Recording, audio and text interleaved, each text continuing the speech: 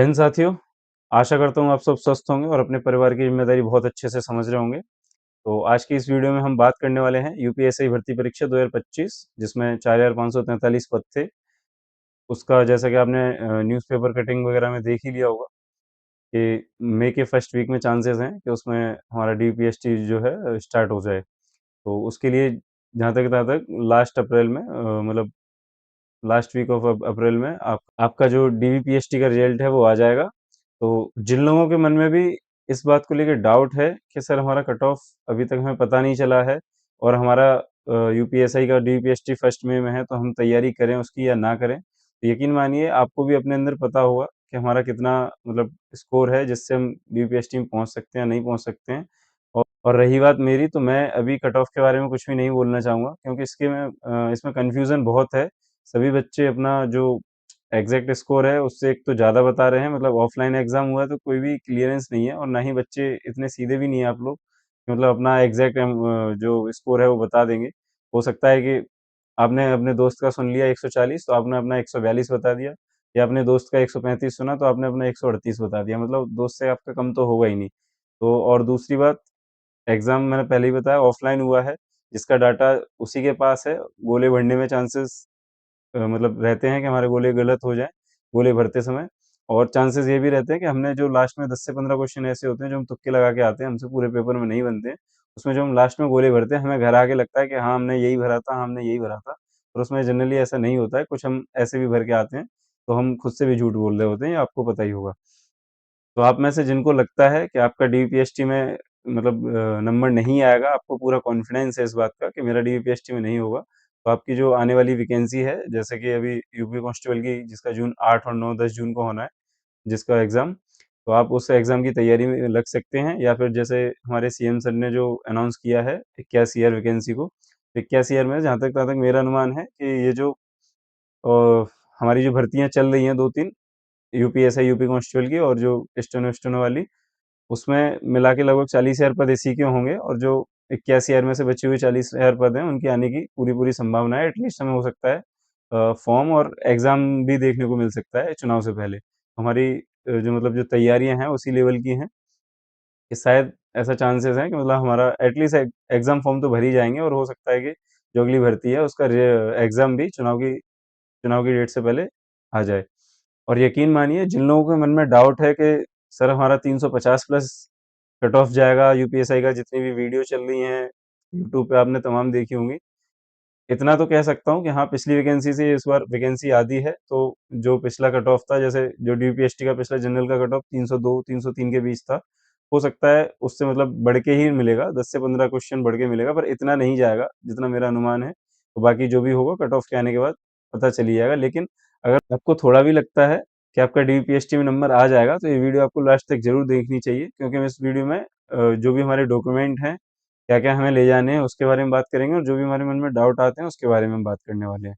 तो सबसे पहले जैसा कि हम जानते हैं, डीपीएसटी का मतलब होता है document verification and PST physical standard test. जब भी आपको डीपीएसटी के लिए बुलाया जाएगा तो सबसे पहले तो आपका फिंगरप्रिंट वेरिफिकेशन होगा, तो सेंटर में घुसते से ही उसके बाद फिर आपका डीवी का नंबर लगेगा। तो डीवी में आपके जो डॉक्यूमेंट मांगे जाएंगे वो उनके बारे में बात कर लेते हैं। तो नंबर 1 पे आपका जो एप्लीकेशन फॉर्म होता है जो आपने भरा होता है, हमें मतलब हमारे पास पीडीएफ होगी और नहीं भी होगी तो जब हमारा नोटिफिकेशन आएगा उसी के साथ अपना वापस से फॉर्म को डाउनलोड करने का भी ऑप्शन आ जाता है, तो हम वहाँ से भी डाउनलोड कर सकते हैं। तो आप हमें सबसे पहले अपना डीवी रखना है। सेकंड नंबर पे हमारा कोई एक आईडी प्रूफ। चांसेस हैं कि आप ज़्यादातर आधार कार्ड लेके ही जाएंगे और आधार कार्ड ही लेके जाना, क्योंकि उसमें जो हमारा फिंगरप्रिंट वेरिफिकेशन होता है उसमें भी हमारा आधार कार्ड की ज़रूरत लगती है।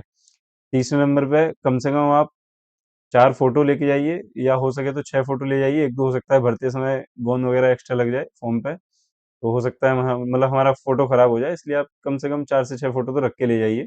इतनी वहाँ पे रिक्वायर्ड होती है। और हो सके तो फ़ोटो वही रखना जो हमने फ़ॉर्म भरते समय जो बैकग्राउंड वगैरह यूज़ किया था, मतलब वही फ़ोटो हो जो हमने फ़ॉर्म भरते समय यूज़ किया था। तो चौथे नंबर पे आता है हमारा मूल निवासी यानी डोमिसाइल। डोमिसाइल जितने भी यूपी के जो भी कैंडिडेट हैं उनको ले जाना तो कंपलसरी होगा ही, लेकिन मेरी सलाह है जो भी अदर स्टेट वाले हैं, वैसे वो जनरल कैटेगरी में ही काउंट होते हैं, लेकिन उनको भी मैं सलाह देना चाहूँगा कि वो अपना डोमिसाइल लेके ही सेंटर पे पहुँचे, क्योंकि मैं अपना लेके गया था और मेरा वहाँ पे माँग लिया था। तो ऐसा नहीं है, अगर वहाँ पे मतलब जो भी चेक करने के लिए बैठते हैं, वो हो सकता है आपका यही चेक करने के लिए आप एमपी से हैं या ये मतलब हरियाणा से हैं या राजस्थान से हैं, जहाँ से भी हैं, आपका डोमिसाइल माँग सकते हैं भले ही। अगर हमारे पास ऑब्वियसली हम अपने स्टेट में भी तो भर्तियाँ देखते ही हैं, तो हमारे पास पहले से बना तो रखा ही होगा डीवी, जो हमारे पास रखा है तो हमें से लेके जाना ही जाना है हमें, ठीक है। 5वें नंबर पर है हमारा कास्ट सर्टिफिकेट, यानी कि जितने भी हमारे जो आरक्षण का लाभ लेने वाले लोग हैं, ईडब्ल्यूएस, ओबीसी, एससी, एसटी, तो ये अपना कास्ट सर्टिफिकेट जरूर लेके जाएं सेंटर पर। और जब हमने फॉर्म भरा था उस समय का बना हो वो लेके जाएं, और जब हम जा रहे हैं उस समय भी उसको अगर 1 साल हो चुकी हो तो अपडेट करा के जरूर ले जाएं। सेम ऐसे ही हमारा ईडब्ल्यूएस का सर्टिफिकेट है, तो हमें जब हमने फॉर्म भरते हैं उस समय का भी ईडब्ल्यूएस मांगा जाता है, और अगर अभी का अपडेट हो तो उसे भी आप बनवा के मतलब अभी की डेट में जो करंट ईयर है उसके लिए भी लेके जाएं। तो हमारे 6वें नंबर पर आते हैं जो हमारे एजुकेशन है उसके जो सर्टिफिकेट रहते हैं उनके बारे में, यानी 10th 12th और ग्रेजुएशन के बारे में। तो 10th आप में से ऑलमोस्ट सबकी 10th में जो मतलब मार्कशीट होगी वही सर्टिफिकेट होगा। फिर भी अगर जिनकी नहीं है या किसी अगर स्टेट बोर्ड वगैरह में आपको नहीं मिलता है मतलब एक ही, तो आपके जो अलग अलग हैं वो आप दोनों लेके आइए। ऐसी 12th में आपके सर्टिफिकेट साथ में ही रहता है, मतलब इंटर कॉलेज, तो उसमें भी आप इंटर का मतलब सर्टिफिकेट अगर अलग अलग है और मार्कशीट से, तो दोनों लेके आइए, नहीं तो आपका जो एक होगा तो उसे तो आपको लाना ही है। फिर आते हैं ग्रेजुएशन पे, तो जो भी आपने ग्रेजुएशन की हुई है जिस भी यूनिवर्सिटी से, उसकी डिग्री आपको जरूर लेके आनी है। अगर आपके पास डिग्री नहीं है तो वहाँ से आप एक लेटर लिखवा के ले आइए कि हाँ हमने यहाँ से ही मतलब ग्रेजुएशन करी है, या वहाँ से जो भी हमारे प्रोविजनल डिग्री हमें डाउनलोड होती है उसको सर्टिफाइड करा के, अगर वो भी नहीं हो पा रही है तो हमारे जो लास्ट सेमेस्टर की मार्कशीट है उसको मतलब पास वाली जो मार्कशीट है उसको सर्टिफाइड करा के आप यूनिवर्सिटी से लेके आ सकते हैं। और डिग्री की आप हो सके तो मतलब जितने भी हमारे सेमेस्टर हैं या ईयर वाइज आपकी अगर डिग्री हुई है तो आप सारे सर्टिफिकेट की मतलब सारे ही सर्टिफिकेट मार्कशीट लेके आएँ, और उन सबकी फोटोकॉपी, मतलब जितने भी मैंने ये सारे डॉक्यूमेंट बताए इन सबकी आप फोटोकॉपी जरूर लेके आएँ, ताकि वहाँ पे मतलब एटलीस्ट 2 से 3 कॉपियाँ लेके आएँ। 2 कॉपियाँ तो आपकी लगी जाएंगी, और हो सके तो एक कॉपी अपने एक्स्ट्रा में लगा के लाएं। कोई भी आपको कॉपी अटेस्टेड नहीं करानी है, मतलब जो पहले हम गजेटेड ऑफिसर से अटेस्टेड करा के लाते थे, मतलब मार्कशीट वगैरह जो हमारी फोटोकॉपी रहती थी, उसको आप अब नहीं लेके आना है, वहाँ सेल्फ अटेस्टेड मांगते हैं, तो आप वहाँ बैठे बैठे भी सेल्फ अटेस्टेड कर सकते हैं जैसा वो बताते जाएं। और अगर आपको पता है कैसे सेल्फ अटेस्टेड करते हैं तो आप घर से भी करके ले जा सकते हैं, ठीक है। और इसके बाद एक सबके मन में डाउट आता है कि सर हमारे अगर हमारे डॉक्यूमेंट में कुछ भी कमी पेशी है, या फिर नाम में जो हमारे आगे पीछे रहता है, किसी के में मतलब पिता के नाम में सिर्फ अकेला रमेश था, फिर रमेश शर्मा है किसी डॉक्यूमेंट में, या फिर हमारे नाम में कोई डाउट है, इसके लिए एक 10 रुपए का स्टाम्प पेपर बनता है। आप कहीं भी कचहरी कोर्ट या तहसील में कहीं भी जाएंगे, कोई भी आपको वहाँ पे बना के दे देगा। आप जाइए, अपना 10 रुपए का सर्टिफिकेट बनवा लीजिए। अगर आपके पास चांस है, जैसे कि आपको लग रहा है कि आधार कार्ड में हमारा कोई करेक्शन होना है, तो उसके लिए हमारे अभी 10 से 15 दिन, मतलब एटलीस्ट कम से कम 15 या 20 दिन तो बचे ही हैं अप्रैल अप्रैल में।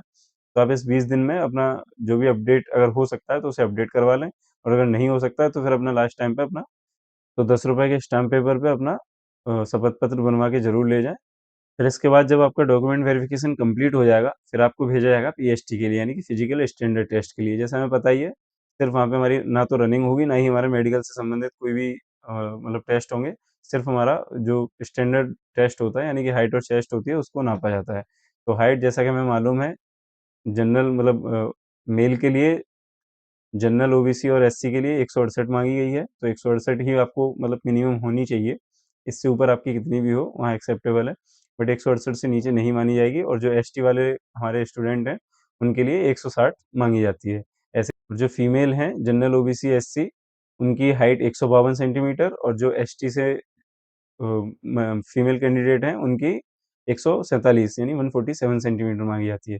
और जो हमारे मेल कैंडिडेट्स हैं उनकी चेस्ट भी नापी जाती है वहाँ पे। तो जो नॉर्मल में 79 और फुला के 84, जनरल एससी एंड ओबीसी, और जो एसटी वाले लोग हैं उनकी 77 और 82 मांगी जाती है, यानी 5 सेंटीमीटर का तो फुलाव हमें करना ही करना है चेस्ट में। ये हो गया हमारे पीएचटी के बारे में, यानी कि और एक चीज़ का आप डाउट क्लियर कर लीजिए कि वहाँ पे आपके नोकनी और फ्लैट फुट और या फिर जो एल्बो रहते हैं वो आपके चेक नहीं होते हैं। नाक कान वगैरह सब आपके जो फिजिकल हो जाएगा उसके बाद फाइनल मेरिट बन जाएगी, उसके बाद आपका जाके मेडिकल होता है, मतलब जस्ट ज्वाइनिंग से हमारा पहले मेडिकल होता है। जानकारी पसंद आई हो तो वीडियो को लाइक करें, चैनल को सब्सक्राइब करें, और आपके मन में कोई भी डाउट हो तो कमेंट करके ज़रूर पूछें। मिलते हैं नेक्स्ट वीडियो में। जय हिंद।